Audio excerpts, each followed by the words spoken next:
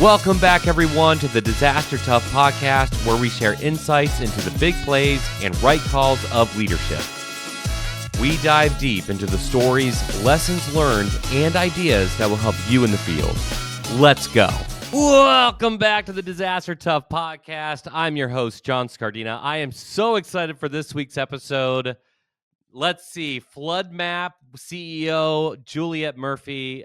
She and I go way back. I get to call her Jules Who Rules. She did not just tell me that 10 seconds ago, but it's going to be happening for the rest of the podcast. Jules is incredible. She's an engineer, founder. She lives in Brisbane. You're going to catch that accent pretty fast. We're going to be in the same region in about 3 weeks, and so I'll be pretty excited. Hopefully I can fly over there and see her. And a buddy of mine who's an officer. So shout out to the police force down in Brisbane. But essentially, Floodmapp, all things flooding, hopefully. And with that, Jules Who Rules, welcome to the show. John, thank you so much for having me. It's amazing. So glad we're connecting today. For the sake of conversation, before we get into you and your incredible background, for the audience sake, what is Floodmapp so we can talk about it during the show? Yeah, for sure. So at Floodmapp, it's a technology that supports emergency managers in preparedness, response, and recovery. So it's like impact-based flood forecasting that's purpose-built for supporting evacuations, alerting before a flood, swift water rescue during a flood, or rapid damage assessment after the flood.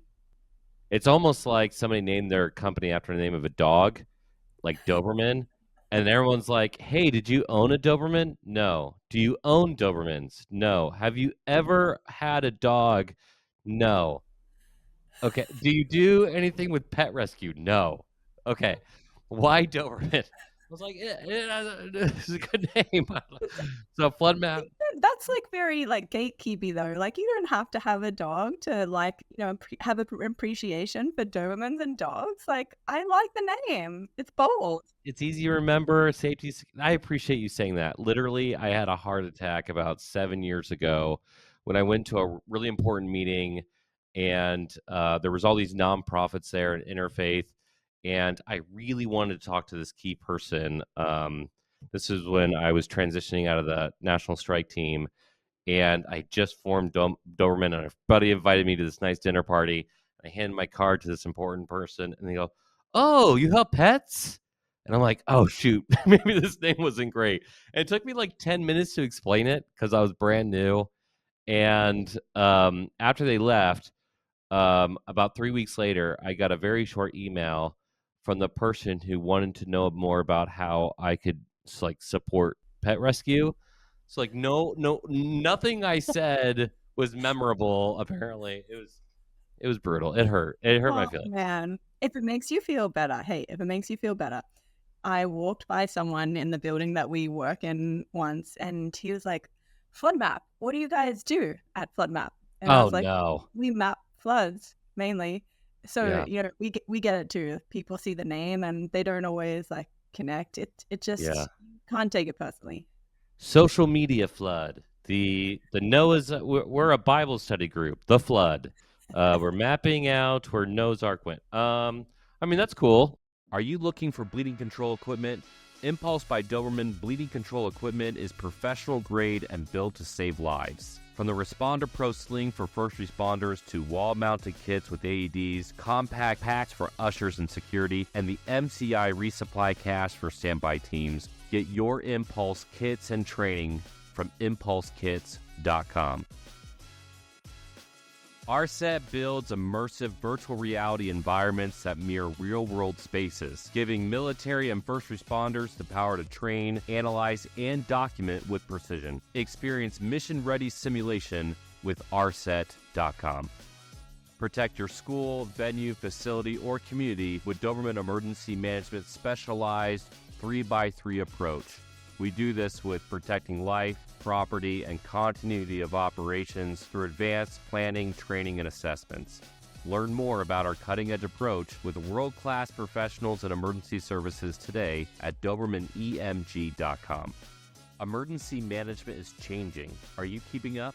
The Readiness Lab takes it to the next level with exclusive tabletop exercises, live sessions, and real-world intel. Access the EOC as a TRL insider, train with us through NLEM, or rep the field with our EMTs. Yeah, that's a pun. We also deliver top-tier marketing and design for emergency services and public safety, outreach, product reviews, trade show support, sponsorships, and more. The Readiness Lab is the #1 emergency services podcast network, home of the NLEM certification, bold outreach, and everything pushing the field forward. Learn more at thereadinesslab.com. Like what you're hearing? Check out our show notes for more details, including the links to each of our sponsors. So, Floodmapp. The problem I had when I was on the strike team, I was an analyst, right? I did GIS. And we would take all these different models to try to figure out where the water was, where was it going to go. We would look at NASA satellites. We would even like try to pinpoint how much rain was in a basically cubic foot, and say, okay, within that cubic foot, this is how much rain is in there. This is how much is going to fall, and therefore how much was flood. And the models would be so drastically different. I still remember in one hurricane, a professor coming into us and basically told us everyone was going to die, and his model didn't match anybody else's, thank goodness. And so when you talk about modeling and Floodmapp, you're an engineer by trade. What is the back end process where myself as an emergency manager can trust the data that you're producing?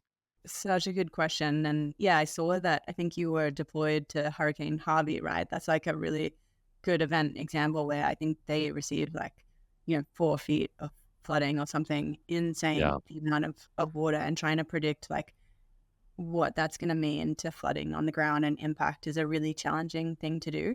And so there's a couple of different factors of modeling that feed into this and why it's technically so complex. I mean, to understand before a flood happens which people, property, and critical infrastructure are going to get hit is really, there's at least sort of 3 types of modeling that feed in. You got the meteorology. You got to predict first, where is the rain going to go? Where's it going to fall? What parts of the catchment and how much and where? What's the temporal or spatial distribution of it? And then once you know that, you are sort of taking that gridded rainfall forecast as a product and wanting to plug it into a hydrology model to take that rainfall, simulate how it's going to land on the catchment and the terrain, understand how much is going to seep into the ground and how much is going to run off. And that's dependent on a few factors like the antecedent conditions. So how much rain has that catchment seen in the weeks or months prior? How saturated is the soil?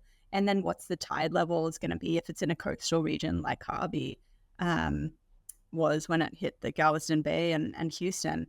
What's the tidal kind of estuarine water levels? Because if the rain falls at low tide, it's going to be a different outcome than if it falls at high tide. So, hydrology models are going to take into this all this rainfall and predict how high the river's going to get and what is the cubic feet per second or the volumetric discharge of the water, and that's really helpful to know point river height, but it's not the full picture. What we really need to understand what the impact is going to be is the hydraulic modeling, the third piece of taking in that volumetric discharge or river stage as boundary conditions and understanding how that water is going to behave over the floodplain. So what's going to be the flood extent, depth, and impact? That's going to be your output of the hydraulic model. Now, as you can imagine, there's so much uncertainty that feeds into modeling type 1, the meteorology, modeling type 2, the hydrology. You've got, rating tables are a huge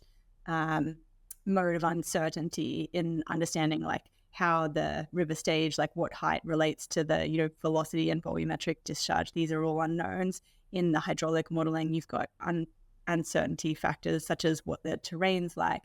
And so what I'm trying to get at is it's a really hard problem, but the science and technology has really evolved and advanced a lot in these types of modeling. And I think importantly, because I know you're a data nerd, the amount of data that we have is incredible. So for these events Harvey that happened, emergency managers in the response and recovery do such an incredible job at grabbing high water marks, even social media, like crowdsourced imagery, like drone footage. We have all of these data sources, traffic cameras. And so that's one thing we've been focusing a lot in the science now, is leveraging all that ground observation data to help calibrate and validate and make those models better. So it's improving all the time. And I think the last thing I'd add that I get really excited about is you have all these static mapping products, like take the FEMA flood maps, the special flood hazard areas, which are a critical tool in understanding our risk and where possibly the houses and buildings are that could be at risk of impact.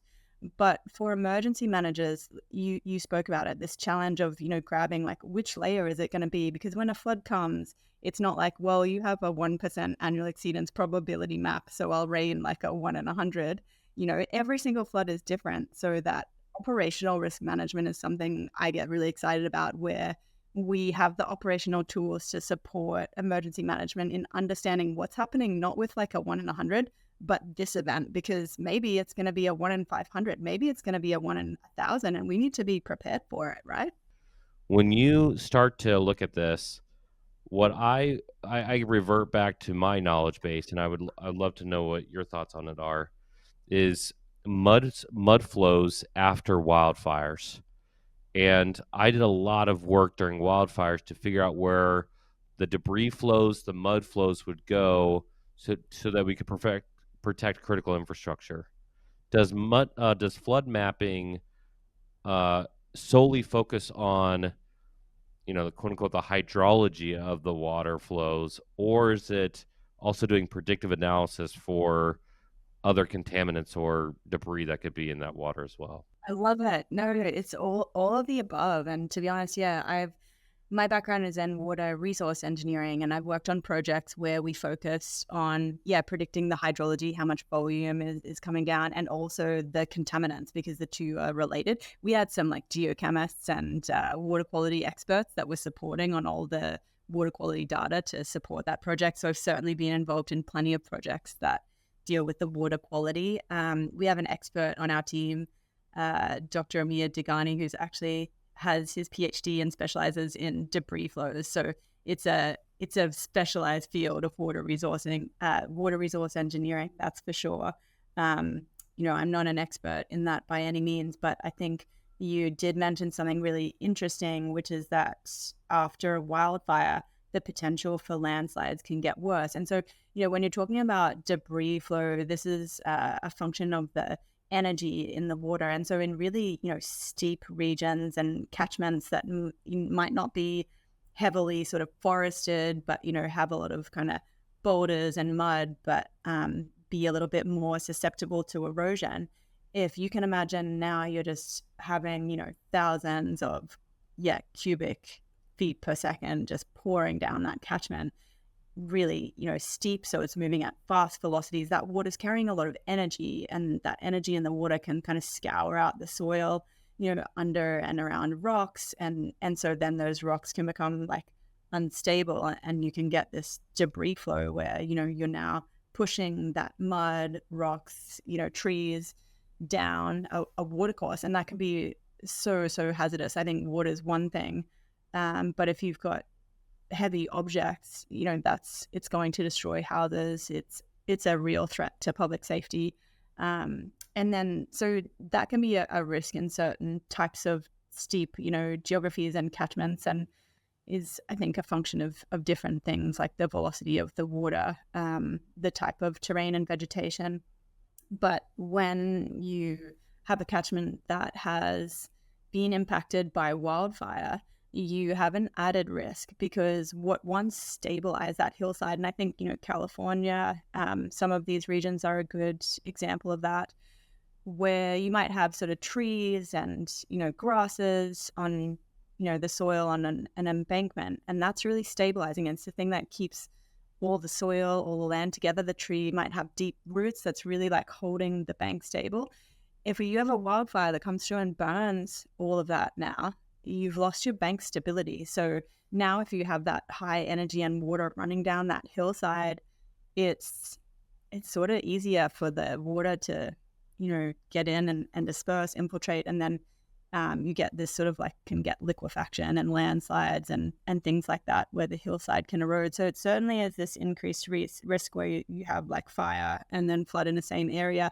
And then what's fascinating me now, I've been reading some research. We had in Australia the Black Summer wildfires. It was just before COVID hit. So 2019, 2020, it was horrible. There was like 500 million wild animals that died, thousands of homes that burnt. Now, there's been some research to show that there's this sort of actually interaction that happens with the climate. So there's this theory that, because you had all the smoke and all that sort of hot air, some of the researchers think maybe that actually then contributed to some of the extreme rainfall that the country then saw in the season after that, transitioning to La Nina. So yeah, that's some of the research I'm following at the moment. Those who have been impacted, those family members or friends, how would your product change their outcomes now? Yeah, so my kids, the experience that they've had, and this has been a couple of different floods now. There was a friend in 2011, Brisbane, that was a massive event, flooded 20,000 homes. And one of my friends, if this is the peak of her roof, the flood went right over the top, which is really hard to imagine, right? And she received warnings. There'd been forecasts that the flood's going to get to 12.5 meters at the Jindalee Bridge. But what does that mean to you if you don't know, like, you don't know hydraulics or a hydrology expert? You don't know your asset floor height. The gauge datum is different for every gauge down the river. So it's really not helpful. And then all of a sudden the SES is at your door saying, you have to come with us, get in a boat and leave now.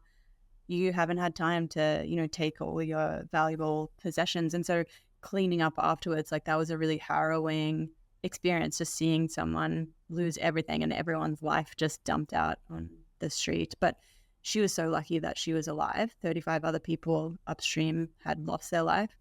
And then, 2 years later, I'm in Calgary, Alberta. I moved there, got relocated for a job as like a hydrology modeling expert.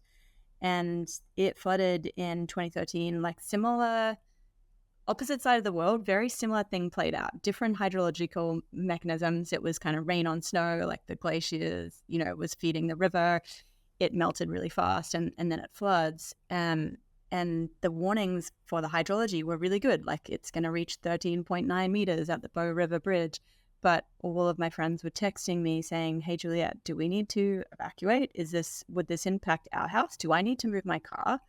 And they'd all been left in the dark, right? And I think the thing that really hit me is like that year, it was 2013, Uber had just come to Calgary. And I just thought like, it really blew my mind. Like, how crazy is this that I can see the taxi moving, coming to my door, like following it, like in real time to pick me up? That's really convenient. But what about in a natural disaster? Like if this technology exists, shouldn't it be telling us to like evacuate and save lives? Like this, it really hit me. And so it became a bit of a passion project after that. Since then, my sister in 2022 lost her home, flooded to the gutters. She had no emergency alert from authorities or no evacuation, anything. Like we were in touch, and I'd sort of said, okay, this catchment's at risk. She had community knowledge, so they did evacuate 24 hours ahead of time. So glad that she's safe. But,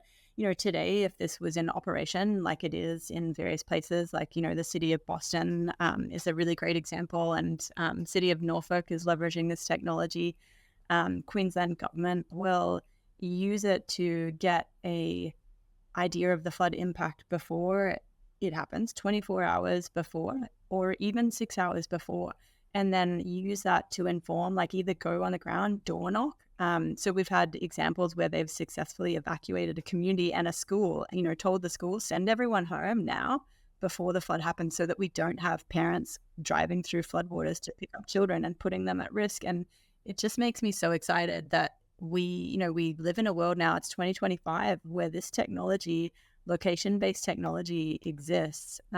We just partnered with Genesis, which is a company that does like alerting software and platforms. And so Yeah. I've had Richard on the podcast, CEO of Oh, Genesis. no way. Yeah, Oh, I love Richard's great. I just saw him in San Diego.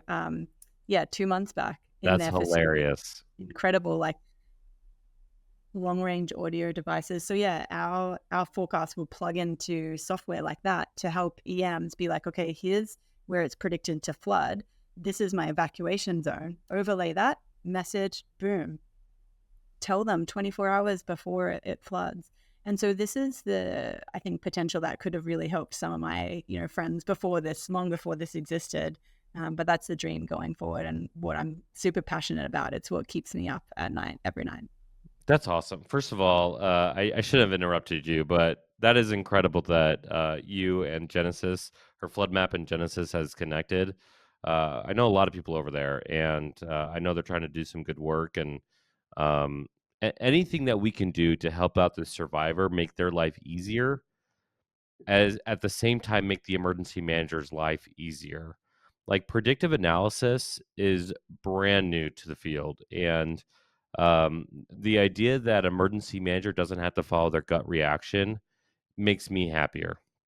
Like there's too Yeah. much gut Or reaction in like all of this. Like, oh, I feel like I should just do this. Case in point, you mentioned California, like the Oroville Dam overflow. Sheriff's department's like, hey, I don't know what's happening. We're just going to evacuate 100,000 people now because we don't know where this water is going to go. That included nursing homes, that included schools, and so it became this massive recovery effort to reimburse people for evacuating an incident that they didn't need to evacuate for.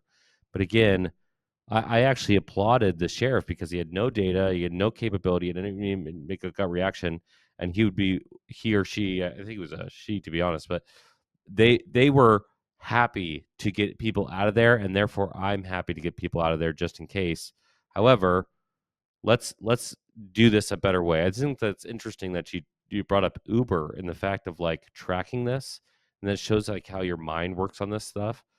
Um, one of one of the things that I think wildfires, and you talked about wildfires, is so great with, you can literally go online and look at the wildfire perimeter, how much it's contained, where it's going to hit next, and that visual helps out people so much to make an informed decision. We need the same kind of visuals for policymakers. We need the same kind of visuals for individuals and school boards, the whole deal. The fact that you're aggregating that information is fantastic. It does go back to my original question, though. And by the way, this whole time I keep getting interrupted by Paul, who's saying, "You're wonderful. You're killing it. You're rolling with the questions. You're getting praised left and right on the back end here." And thanks, Paul. We're a legend. well, what a legend, Paul. Um, but the reality is he's right. But I am going to go back to that original question: is, if this all sounds great, but how do I trust you or your data as an emergency manager? Like, what's your big call out on you can trust this information to evacuate 100,000 people when you need to make that call? Yeah, well, two things I'd say this. Number one, calibration and validation. We have a team of scientists, data scientists, flood engineers, hydrology experts that before forecast models are deployed in any region operationally, we're calibrating those models to historical flood data to check that our model is forecasting the flood within a reasonable factor of accuracy compared to the historical data. And for the flood hydraulics estimate, the extent of the flood, where it's going to go, that we've done historical events and matched that up to like a photo. We've seen that structure is impacted in that flood. So yes, we have confidence that the hydraulic model is forecasting this to an acceptable level of accuracy. So that calibration and validation is so important. We publish a validation report for a lot of our clients that are, going live with the service, and they'll even contribute things like high watermarks they've collected from previous events. So we put so much emphasis on the science and testing and validation. The second thing I'd say is like, how can you be sure it's right, it's accurate, you can evacuate, based on this? Any flood model you use in the world, it's a model. all models are wrong. Some models are useful, is what they say. You can never forecast a flood 100% accurate 100% of the time. It's just not possible. We've shown that for the hydraulic parts of the modeling that we did, in Helene and Milton, the hurricanes that hit Florida last year, we were achieving levels of 90% accuracy across the state in kind of capturing that event. So it is getting pretty high. But to expect it's going to be 100% accurate is, I think, it's not going to happen. I think more the framework is around risk management. It's all about, what's the likelihood that this is going to happen? What's the likelihood that this community is going to be impacted in 24 hours time? So you got your risk management matrix, right? So like, what's the likelihood? Okay, pretty high likelihood because we're reasonably confident in that model. And what's the consequence? Like, are there aged care homes there? Are there vulnerable communities? So, okay, would it be catastrophic, consequence if it happened? Would people lose their lives? Would we lose, billions of dollars of infrastructure? Then that's high risk. So that's enough for me to make the decision to evacuate. And so I have massive respect actually for the person that made the decision, the leader who had to make the call, we're going to evacuate downstream of Oroville Dam, because you only get one chance at that. Like, if you have water flowing, over the spillway and approaching crest level of the dam, like, what you don't want ever is water flowing over your crest. That's bad. That's putting you at risk of dam failure. And it's going to come to a point where you're not going to get a chance. So I'd always rather evacuate and have community members that are frustrated that they had to leave and come back for no reason, but come back alive, than not get a chance and have a situation where you have fatalities late at night because people couldn't get out. So this can never be perfect. It can just be managed as a risk, and that's the framework we work with. So we give people confidence in the accuracy of the models through validation, and then we rely on the fact that they're competent risk management leaders who are going to make the right decision with the information that they have available, factoring in, this factor of safety. If I knew nothing else about you or your company or what you're trying to do, but the fact that you're a technology company and saying it's unrealistic to think you're going to get 100% accuracy, it's all about mitigating risk, that makes me feel like you understand my problem set. You mentioned it with your friend. Unfortunately, they passed away, and I wish I would have gotten to know him. I think Bruce, potentially. Yeah. But it's right. The more information I can have faster to be able to make an informed decision. Sometimes emergency managers push back because they think, oh, I got this technology and it wasn't perfect and therefore I can't trust it. That's not the goal. The goal is to help you get to better and more informed decision making, because you only get one chance typically. And the other thing that you called out that I greatly appreciate is thinking about the individual survivor. I would much rather have somebody be annoyed that they had to leave and come back than having to inform their family that something happened. We're talking a little bit about alert and warning.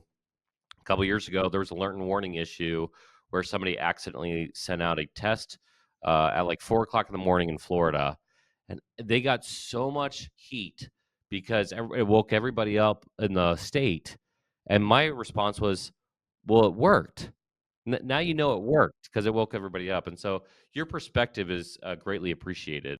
If somebody's listening and saying, uh-oh, I really don't know, and I don't have this predictive analysis and I could really use it, where can they find you? Yeah, floodmapp.com, or just email me, Juliette@floodmapp.com. I love connecting with emergency managers. I learn so much from every emergency manager I talk with, and understanding people's challenges. So if you want to reach out, always love to have a chat and virtual cup of coffee. Awesome. So with that, Juliette, thank you so much for coming onto the podcast and talking to me. Shout out to Genesis and some of the other people that we've talked about that, with our mutual friends. And I do wish you the best of luck. And I hope those emergency managers or whoever is listening to it, that we can save lives. We absolutely need to. So thanks again for taking the time to talk to me.